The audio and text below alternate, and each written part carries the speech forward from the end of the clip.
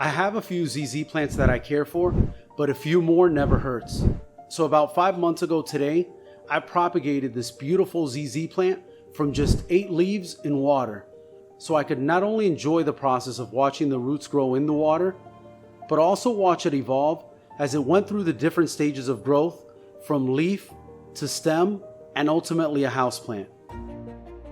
I purchased this plant about 1.5 years ago at a big box store. And at that time it was healthy, but before I could even think of propagating it, I needed it to put on some size.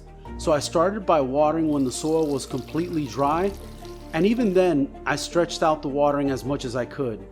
I was to the point where I was watering and fertilizing it about once a month.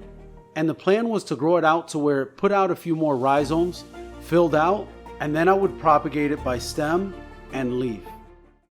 This was exactly 5 months ago today. What I did when I propagated these ZZ leaves in water is I started by looking at the healthy mother plant and looked to take leaves from areas that the removal of the leaves wouldn't make the mother plant look lopsided or bare. I decided that taking one leaf from the bottom of each stem as opposed to taking several from one stem would help me accomplish this. To prepare for the propagation, I then got a bowl and filled it with water, and also grabbed a piece of styrofoam and shaped it into a circle so that it would fit in the bowl that I filled with water. Once it was cut out, I created a notch for each leaf on the side of the styrofoam to hold the leaves in place and keep them from sliding completely into the water. I then took each leaf and slid it into the notch with the bottom of the leaf facing down, making sure that the leaf sat below the bottom of the styrofoam so that it would stay submerged in the water.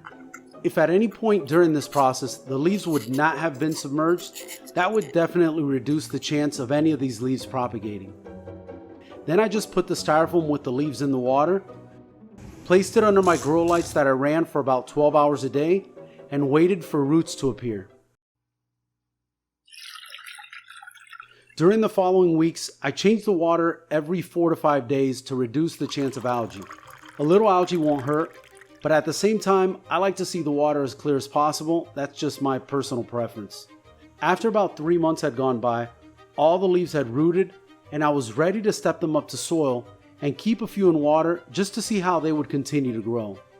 I started by getting as small of a pot as I could to prevent too much water from standing in the soil longer than I wanted it to after the initial 2 to 3 weeks after transplant. This small 5-inch pot would work as long as it had drainage holes. I then started to mix a soil that I like to use for these transplants from water to soil that consisted of 70% core and 30% perlite. The core would help to retain the moisture for the plant as it needed it, and the perlite would provide drainage and aeration to the soil so that the newly propagated leaves could continue to grow. To keep the dust down from the perlite, I like to move slowly with it when I'm handling it and wet it before mixing. This stuff can definitely get into the air. Once the mix was made, I started to fill my container with soil, adding a little to the bottom of the pot and going up to about the midway point in the pot with the soil. Since I wanted the pot to ultimately grow out to a full plant, and considering that some of the propagated leaves could die because of the transplant, I decided to plant 5 of the 8 leaves and leave the other 3 in the water. Like I said before, to watch the 3 grow in the water. So I carefully removed them from the styrofoam and placed them in the soil, evenly spaced apart, and added soil all around. Planting them just below the top of the soil would help the plantlets as they progressed by allowing them to sit in drier soil and also let the stems find light sooner. Once I was done planting the rooted leaves, I placed them again under my grow lights and waited for them to grow some more. For the next 2 weeks, I kept the soil very moist so that I could slowly acclimate the newly propagated leaves from growing in 100% water to ultimately dry soil. When the 2 weeks had passed, I slowly reduced the amount of water I was giving my plant by just checking the level of moisture in the soil, and for the coming weeks backing off the frequency of watering until I got it to the point where the soil had dried out 100% before watering. It was about this time that I started to slowly introduce fertilizer at half rate.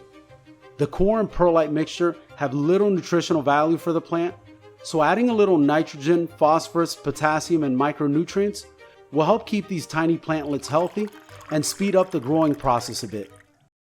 Another 2 months have passed, and I'm starting to see growth from 4 out of the 6 propagated leaves that I transplanted to soil.